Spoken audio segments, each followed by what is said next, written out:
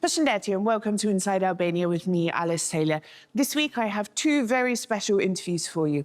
Number one, Christopher Hyland, a former political advisor to Bill Clinton and an expert on peace, particularly in the Western Balkan region. I'm also interviewing the Swedish Minister for Europe, Jessica Rosencrantz, about whether it's really realistic that Albania could join the EU in just 2 years. Haide me mua.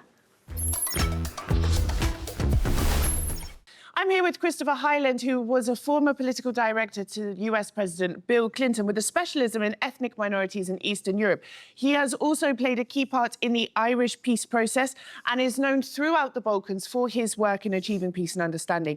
He has received several awards, including in Albania and Kosovo, and established the Hyland Centre for Global Studies. Last year, he also won the Gandhi Award for Peace, but that's not all. You are a Knight of Skanderberg and a member of the Order of Dr. Ibrahim Rugova. I feel honoured to be in your presence today. Welcome. Thank you. I'm very honored to be in your presence, and thank you very much for that laudatory introduction. It's a very impressive resume, I must say. I'm curious about you being a Knight of Skanderberg.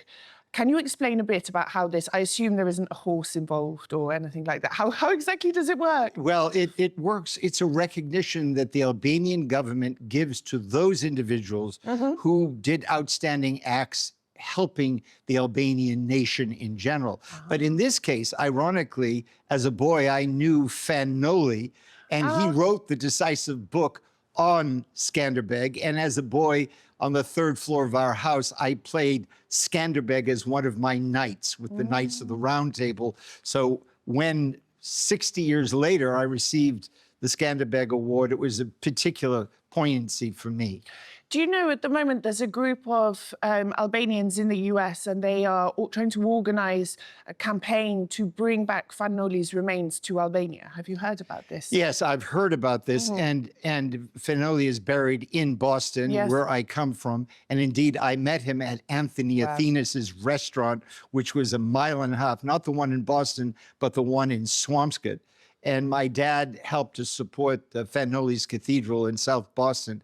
I would feel honored within the context of the Albanian world to have Fanoli's remains here in Albania, although it would be a great loss to Boston, because remember, it was Fanoli's involvement with Harvard University, the folks that he met there, that gave him the context and impetus and ability to impact Wilson's decision to recognize Kosovo and have Kosovo join the international community in a profound way. Well, I'm actually involved in this campaign a bit, so we can speak after and maybe I can connect you with those who are organising it. They're really trying to build some momentum. They're starting a petition and everything to have his remains brought back to Albania.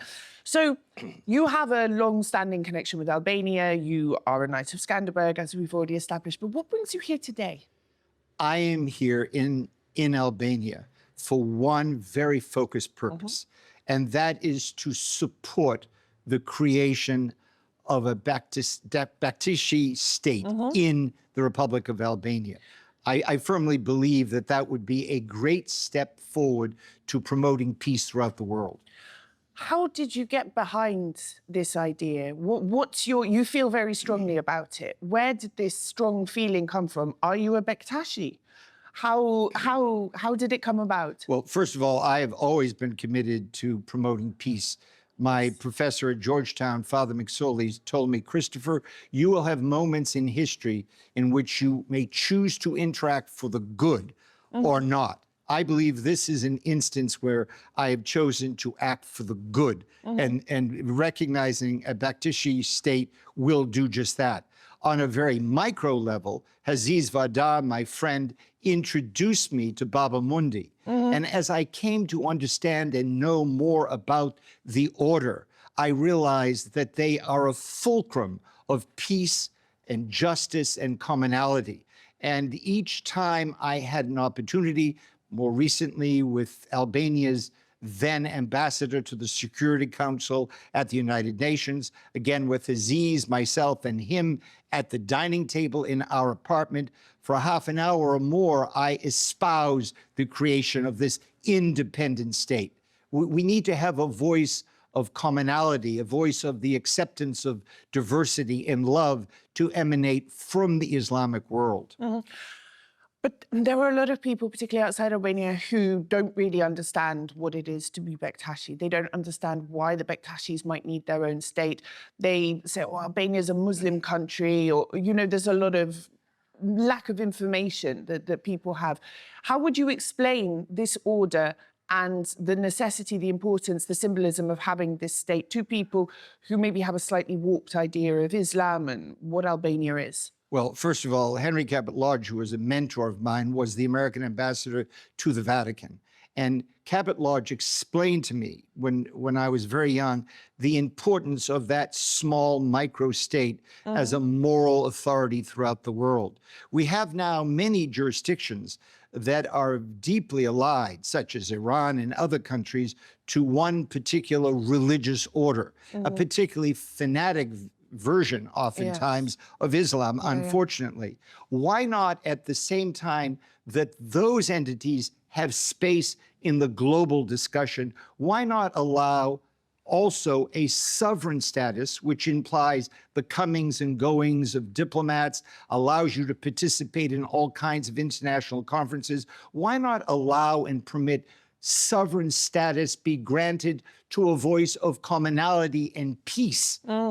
We have plenty of those voices allied with governments throughout the world that are highly radicalized and hell-bent on destruction.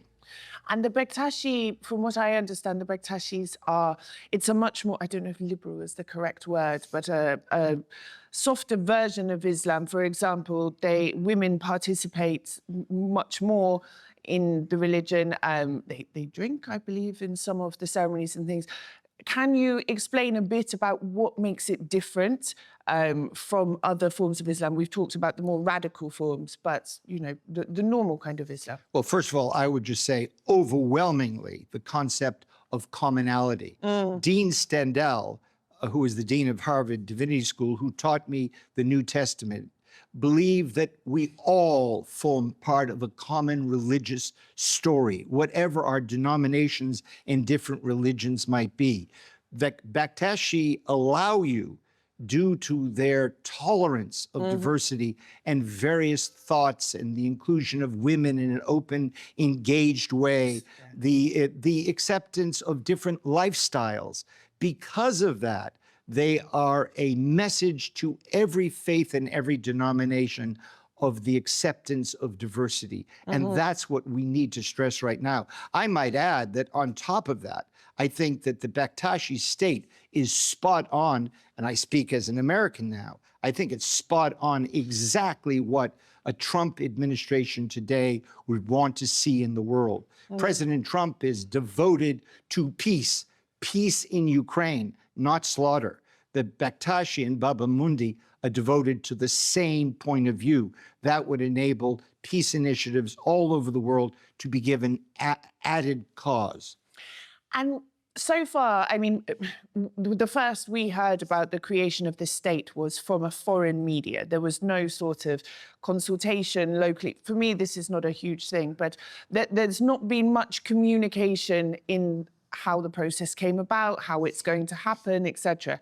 Do you know where we are in the process? What's the next step? I mean, when are we going to see the creation of this state? Well, first of all, I suspect there was far more conversation than all of us might be aware of. Yes, yes. And then secondly, sometimes I think grace infuses itself in history. And often one must take bold steps to initiate movement and not allow over discussion and over planning and overthinking to stymie bold, innovative, visionary ideas. Remember now, that state is not established. The Prime Minister has put this out on the airwaves and importantly, at the United Nations before the community of the world gathered together in committee, as it were. And therefore, I feel that step by step, but in rather short order, this will indeed become a reality. It makes complete sense. Albania is able to give this as a gift to the world community. And please, let's not forget that Europe is constantly, I'm sorry, I'm just going to say it bluntly, demeaning Albania, of course, demeaning the West Balkan Six. They are causing the population to be decimated by 10% in a few years. They're draining it of its energy. They are making impossible demands. And I think it shows from the Albanian world, whether you're in the government or out of the government, all the political noise aside, everybody can agree that this is about the Albanian world saying, we attach ourselves to the narrative of peace, understanding, and acceptance. And I think it will have its way and become a law quite soon. Yes, I think you're completely right. What you said about not overthinking things. All the best decisions I've made in my life, including coming to Albania, were made with very little planning and overthinking. That is true. And sometimes those quick decisions enable you to retreat and go point by point, because the most difficult points that might block something come up and you're able to address them. Someone, for instance, the other day said, well, how are we going to manage the finances of this state? Well, it's a very simple answer. We have in Europe a labyrinth of rules and regulations governing banking and finance. Even if the Bektashi state does not become part of Europe per se, it can be governed by all those rules and regulations, which would make it very difficult for nefarious characters to use the state as a front for illicit activities, as an example. So, and I hate to push you on it. Actually, I don't hate to push you on it because I'm a journalist. Feel free, it's my go right job. ahead. Go right ahead, push me on. Do you think we're looking at months or a year or years until we see the creation of a Bektashi state? Well, it would be pretentious of me to be able to answer that question. In your opinion? In my opinion, I would hope that this is something that is a year away. If the powers that be are listening to this interview, including this one, including here, there, and everywhere, the God Almighty, Allah, if they're all listening, the powers that be, earthly and heavenly, are listening, I would push this now. The time is now. This is the moment we desperately need it in the context of what is happening in the Middle East and other places. And also remember, Islam is in Europe. It's part of the Islamic European family. We are brothers and sisters. And if you look at the Atlantic European cultural environment, it's the same thing for the United States. To have as part of that an accepting, engaging Islam that seeks love and peace is an important part of the narrative. Especially at a time there is an increasing amount of Islamophobia in Europe. I've seen Islamophobic articles and op-eds published in mainstream respectable media, you know, and saying terrible things about Islamic people. And okay, yes, there is problems with terrorism and with fundamentalism, but that does not represent the whole of Islam. And I think something like the Bektashi state, which is a very moderate, peaceful form of Islam, could really help to educate people, you know, actually, there is a lot more to this religion than what you are being spoon-fed from right-wing media in Europe. You could not be more well-spoken on this issue. I agree. Look, there are clearly bad operators. And when we think of it, look at the ingenious movement of Prince Mohammed of Saudi Arabia. Whatever certain political leaders' faults might or might not be, Prince Mohammed has said, we must reform the Wahhabist sect within the Sunni community of the Muslim world. And he is doing that. Each conference, each year of Wahhabist leaders is going one step further. I believe that the Prime Minister of Albania, Edi Rama, and Prince Mohammed are exactly on the same path. So not only do we have a narrative that aligns the government, and indeed, in my opinion, whatever the opposition says in Albania, in their heart of hearts, they know this is the right thing. So we have both sides of the fence politically. In Albania on the same page, we have Prince Mohammed on the same page, and in my opinion, this is a gift to Donald Trump, who needs this kind of initiative. Imagine having them all in the same room. I'd love to be listening in on that conversation. I'm sure. Let's see if we can get the first tickets. Yeah. Let's see if we can. Now, when this was all announced, some of the other religions in Albania were a bit, and I'm paraphrasing, what about us? Why the Bektashis, you know? Why not us? What do you say to them? Well, interestingly enough, and I am a Christian, so I'm not advocating this because I'm Muslim, but interestingly enough, the Bektashi represent, in some ways, the broad spectrum of the religious narrative in Albania. Remember that Albania is a place where during the Second World War, not one Jewish citizen was given up to the Nazis or the fascists.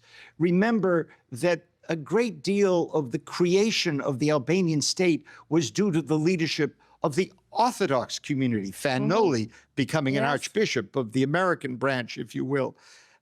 So this is an environment that has a certain common appreciation in all communities for the Bektashi point of view.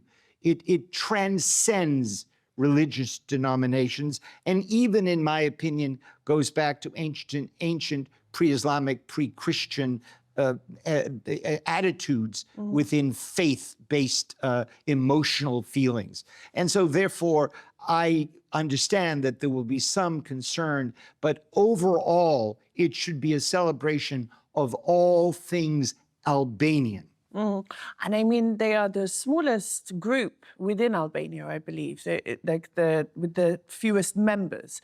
So they need a bit more extra support in order to maintain that group, that population, you know? Does that make sense? Well, it does make sense, although I feel, I speak of myself, and I'm a member of a Roman Catholic lay order, a very ancient Roman Catholic lay order. But I can tell you, even though I'm a member of that order, in my heart, the Bektashi narrative resonates strongly. And so I feel that within all communities, there is a bit of the Bektashi that lingers in you emotionally. It's sort of in your spiritual DNA. Even though you might not be, as it were, a card-carrying member, you're still going to be there and understand that it represents the ethos of being Albanian and the gift that you can give to the world. And least we forget that the Bektashi faith was that of the Janissaries, the Christian children that were brought to the Turkish Empire to become the soldiers, as it were. So this is tied up in history that is Turkish, history that is European, history that is the Balkan history. And also this will help to cease the constant refrain of placing the West Balkan Six at the margin of Europe. Yes.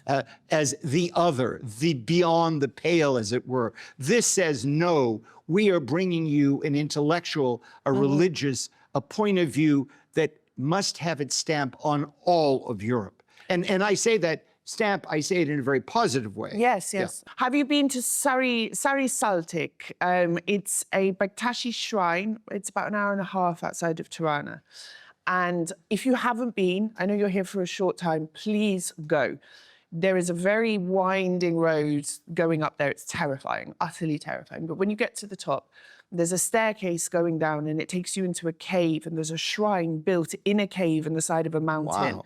And then part of the shrine is outside as well. And you feel like you're in the clouds. And I'm not Bektashi. Yeah. But when you go there, I don't know, you just feel this kind of peace, like this inner peace, like you're not on the planet, you're not in Albania. It's a really incredible feeling, and I recommend that you go there. Well, I look forward to going there, but what I will say is I have been to the Bektashi headquarters and visited Baba Mundi, and that building is dramatic. Yes. And the history museum that is attached to it tells a very poignant story. this is on my list. I'm hoping to interview him at some point. You must interview him. Yes, yes. He's a person of great charm, enormous poise, but possessing a profound, what I call and describe as a profound simplicity. There's a profound nature to the man, and he brings just a simple message of peace. Now, I want to change the subject slightly for our last couple of questions, because the work that you've done in Kosovo and been recognized for in Kosovo is extensive over the years. And obviously I cover Kosovo in my work as well. So Kosovo recently had general elections, and the outcome has still not been finalized. You know, the government has not been formed. And I just can't help, I want to shout at them, you know, get it together, guys, sort it out, please, because every second you waste being weak is a gift to Serbia, which is just waiting, you know, to destabilize you further. And I'm just wondering, are you following the events that are happening there post-election? What is your view on what's happening? Do you have a message for the leaders of Kosovo at this time? Well, first of all, I am and have been watching very closely what has been happening in Kosovo, having worked with the Kosovo and Albanian American community to bring that narrative 30 years ago to the attention of the man who would become president and his administration. One very important point, the recent elections were immensely successful in the sense that they reflected the functionality of the Kosovo Constitution. The Kosovo Constitution is arguably the most remarkable, inclusive, and liberal constitution from get-go, out of the post, in the race, in the history of constitutions. Please recall that the American Constitution, few people had the right to vote, and even some people were considered half human. So instead, by contrast, we have this incredible constitution. The Serb community participated in that election far at not record numbers, but far better numbers than the near zero participation of the last couple of times. So it worked, it functions. Yes. The prime minister steadfastly saying, let the Constitution be the vehicle that brings us together, and not ASEM, the Association of Serb Municipalities, which is purposely designed to destroy the country. So I would say to the political leadership there, in light of what's happening in the Middle East, in light of what's happening in Ukraine at this point, it behooves them to immediately form a government. Yes. It must be done. People need to set aside micro grievances and look at the macro situation. And once that unified government is established, the, again, constantly dynamic, constantly steadfast Prime Minister Albin Kurti, whose strength in defending the Constitution I very much admire, Albin Kurti needs to look at the next period of time of his governance as an area that he does as much as possible to bring commerce and business forward, but he must, with Prime Minister Rama, be extremely strong to Europe. Yes. They must put their foot down, because the victimization that Europe, led by the Germans in particular, is showering repeatedly upon the Balkans, must end. Yes. They need to turn and think of how would Trump handle this. He simply would not put up with it. There need to be ways to end this. Yes. And then by doing that, you are able to usher in far more business. Without business, you cannot progress in establishing the economy, because even in Albania, an economy that's 25% tourism and 24 or 5% legal or illegal drugs or whatever it is, that does not build a permanent ongoing economy. And without full integration in Europe, it makes it very difficult. So there's a kind of war being waged against the West Balkan Six. Now, you mentioned the Association of Serb Municipalities. Europe has pretty much conditioned any hope of dreaming the EU on this. The Council of Europe has now, it appears, Kosovo is not going to be able to join the Council of Europe unless it creates this association, something which was never a condition for it to join the Council of Europe. Everything is being pinned on this association, creating this. You have to do it, you have to do it. I was in Jakova in November. I did a number of interviews with people who survived massacres during the war. And it was, I mean, you can imagine how traumatizing it was listening to all of that. But the thing I heard from everybody I spoke to, even people I didn't interview, people in cafes, restaurants and things, was that they think, because Serbia has never apologized for many of the crimes, because Serbia denies, because there's never been any justice, because the EU does not hold Serbia accountable for anything it does, its infringements on Kosovo territory, terrorist attacks, kidnapping policemen, they fear that by establishing this association, it increases the risk of something like the war happening again, mass atrocities. And this was from normal people, and I can't help but think Albin Kurti is listening to his people saying, I don't want to risk it. I just spoke with General Wesley Clark, who was Commander-in-Chief of NATO forces, the famous general. And he told me, he reminded me, he said, look, Christopher, Serbia has 20 advanced positions along the Kosovo border. To establish 6, 10, 12, whatever number of Serbian municipalities would be to establish advanced positions, military positions within a country 8 times the size of New York City. It is a non-starter. As a boy, I asked directly Martin Luther King, how may I help? And he replied to me, look evil in the eye and give it no succor. What Europe and what the United States is doing vis-a-vis trying to assert acceptance of ASEM is pure evil. It will create ethnic tension, war for centuries to come. The best solution is a complete rethink of this matter, which even though it looks in the short term recently as if the Trump administration is not doing that, I'm hoping that interviews such as this one will find their way to the American Embassy, to the State Department and other places, and they will rethink this and understand that it's wrong. Because Germany in particular is using ASEM for one simple reason: to gain control of as much business within Serbia as humanly possible without European Union regulation or restrictions governing it in every way, and to also promote the mining of lithium in Serbia, which, by the way, the Germans themselves, the Austrians, Portuguese and others do not want to increase because of the danger to the environment and the water quality, et cetera, et cetera, et cetera. So there are very sinister, evil reasons why this is all happening. And unfortunately, small Kosovo is not just standing against Serbia and the EU, but also China and behind them, Russia.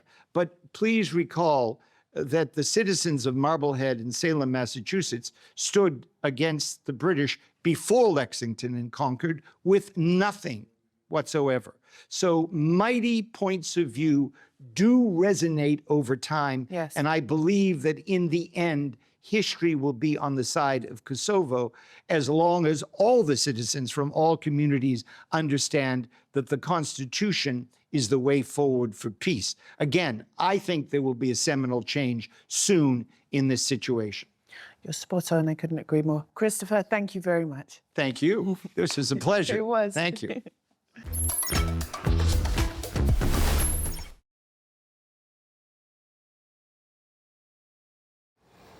So, Jessica, is this your first visit to Albania? It is, actually. And did you have any preconceptions before? And what have your thoughts been since you've been here? So I have quite a lot of friends who come originally from Albania, since we have quite a large diaspora in Sweden. So you've heard how wonderful it was, how good the weather is, the food. Exactly. So my friends have been telling me for years, you have to come to Albania. So now I'm finally here. But it's beautiful and it's warm, much warmer than in Sweden. And lovely food and nice people. It met your expectations. For sure. Maybe exceeded them. I will come back for vacation. That was going to be my next question. You're going to come back on holiday and not for work. Everyone is telling me you have to come back for vacation. Now, I want to ask, Sweden has been in the EU for 30 years. Albania has been a candidate country for quite a long time. Eddie Rama, last week, I think it was, he said, Albania is going to join the EU in 2 years. And I love the ambition. Now, I want to ask you as much as you can from your personal point of view, what you see, what you feel, what you experience. Do you think that's plausible? And then the second part of the question is, from a political point of view, do you think this is doable? Well, you know, it's a very ambitious timetable, for sure. But I like that. I like that Albania is very ambitious. And what I hear from the commissioner in charge, Marta Kos, for enlargement, she's saying that it is realistic. So, you know, I can only cheer for this and really just saying, you know, that it's up to Albania to do the necessary reforms and keep up the pace. And we really need front runners, which Albania is an example of. So Albania can also inspire other countries. So I'm hoping that they can make it. You say it's just up to Albania. I think certainly there was a time where it was also, there was a lack of momentum and maybe political will in the EU as well, you know, and I think that has somewhat disappeared since the war in Ukraine. And then in the last 6 months as well, I've seen sort of a renewed interest in, do you think there's now more political will at the EU level for expansion and for Albania to join? For sure. I mean, there was, going back, there was some kind of enlargement fatigue and lack of discussion, but I would say after the full-scale invasion of Ukraine that there has really become a new momentum for Ukraine, for Moldova, for the Western Balkans, and we really need to seize this momentum and make use of it. And that's what I see that Albania is doing. But it's really important just to keep up the pace and continue the important reform work. Now, you've met quite a few people today. I believe you've met the Prime Minister as well. We're just about to walk past his office. What do you think, you know, what do you see as Albania's main obstacles? You know, where does it still need to do a lot of work? And then also, where do you see that it's really, really made progress?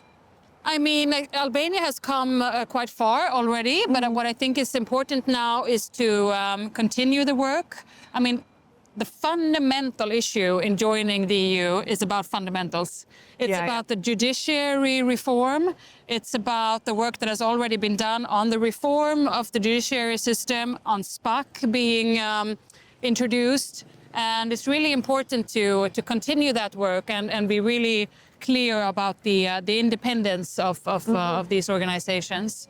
And that brings me on to my next question. SPAC has been quite busy of late. Actually, at Euronews, we do surveys every month, and we use an external company to conduct the surveys.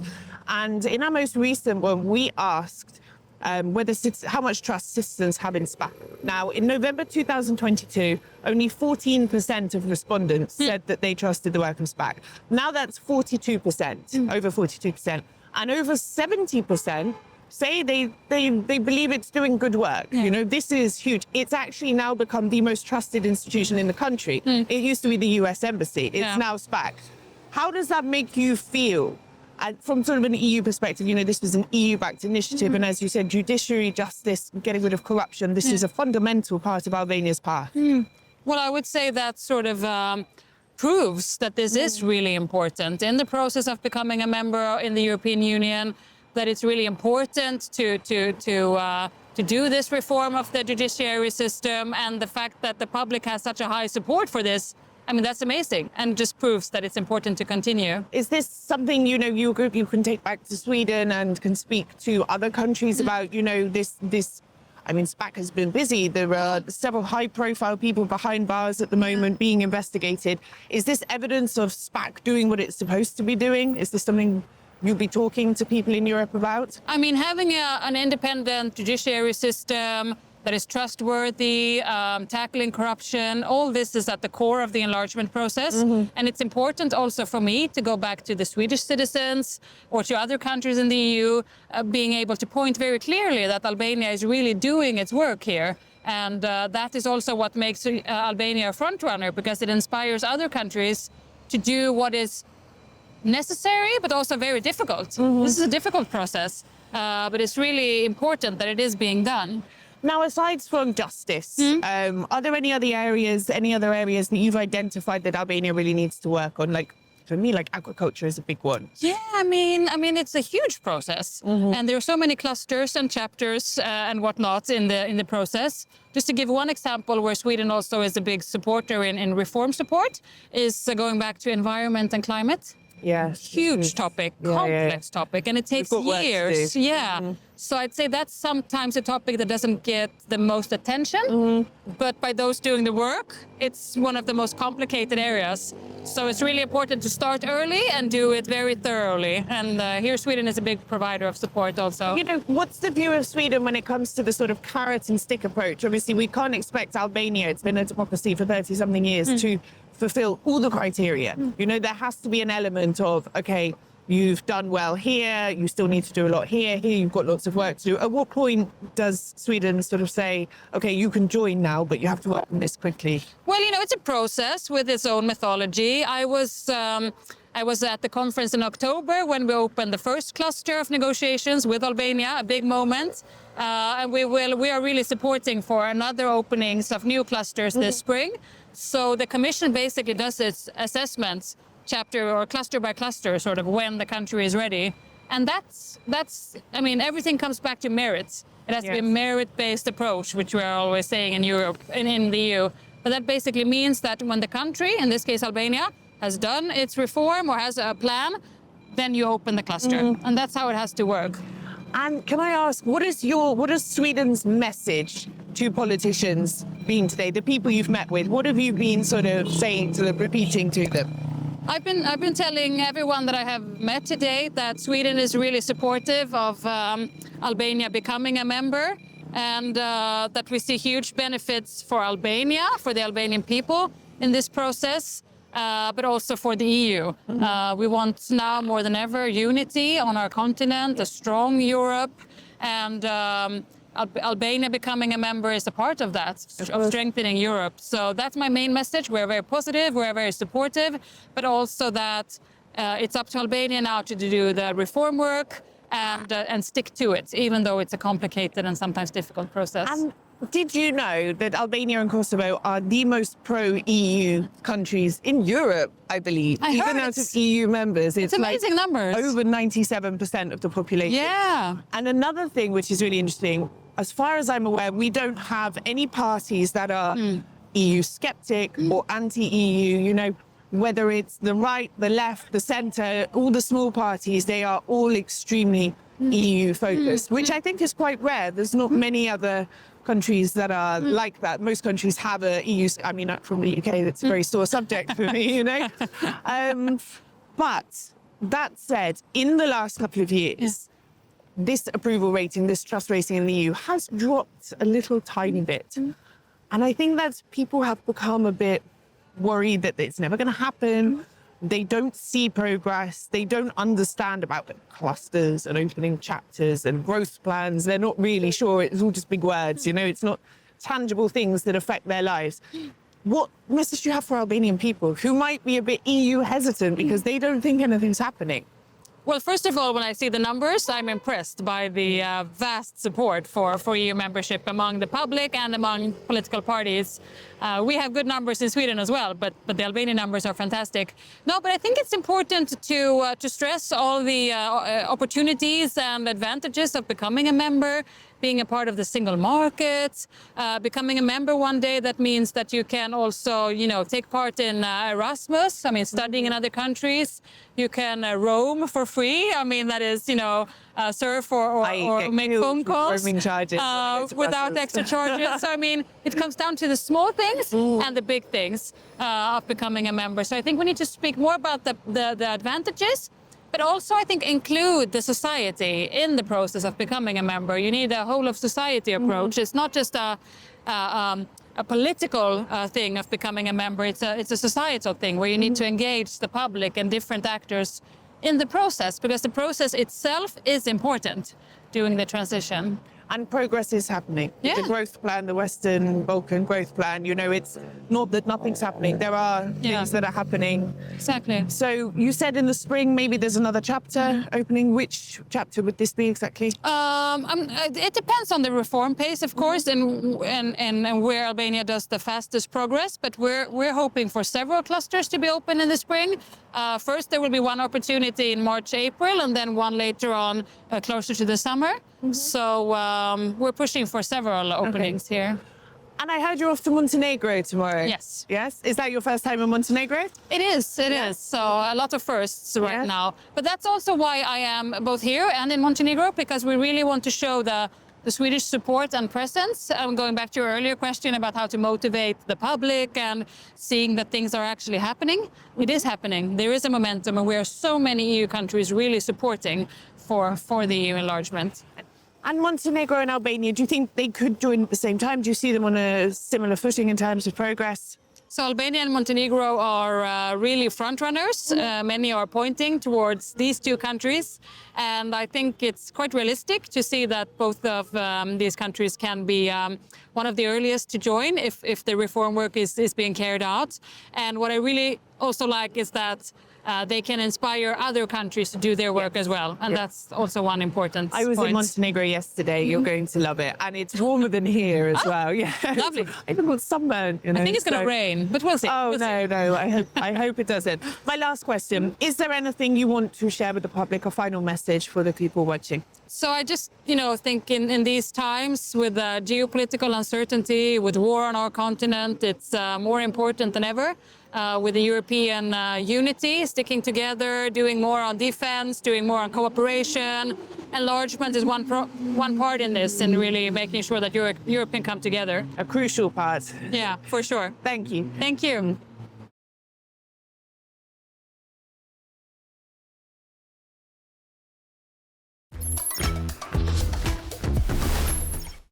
That's all for this week. You can catch Inside Albania every Saturday at 4 o'clock on Euronews Albania TV channel, on our YouTube channel, Euronews Albania, and across all major podcasting platforms.